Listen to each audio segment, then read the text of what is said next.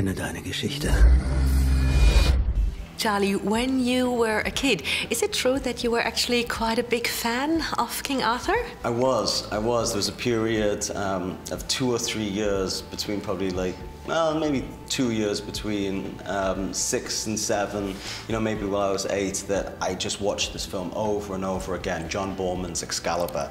That was one of the films that was really instrumental in making me decide that I wanted to work in the film business. Now, I know there were a couple of Excalibur swords made. Did you take one home? I tried to, and got rumbled in the act.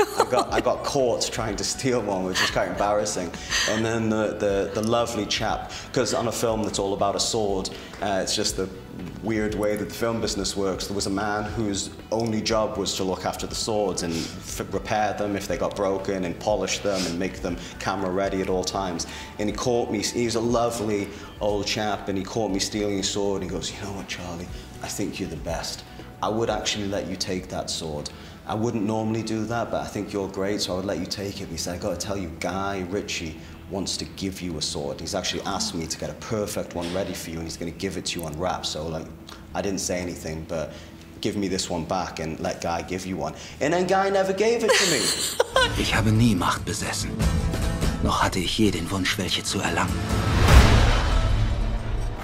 Und dafür der ganze Wirbel. Keine Sorge, du wirst bald verstehen, wofür der ganze Wirbel ist. Now we quickly have to talk about the fighting scenes and your incredible body and how long it took for you to get that way. And if with that knuckle fighting action that we saw, you actually broke somebody's nose. Thankfully, on this job, I didn't break anyone's nose. I have broken people's noses on set before, which is always unfortunate when it happens. I was very, very skinny at the end of shooting Sons of Anarchy, which I did right before I came to do this. So I think I had maybe 8 weeks or something like that to put on as much weight as I could. And, you know, I'm lucky I have a very responsive body, and I've been losing weight and putting it back on many times, and I think your body sort of remembers how to do that.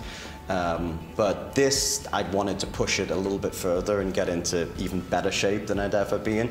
We sort of talked about the physicality of Arthur early on as like we wanted him to feel like a starving wolf.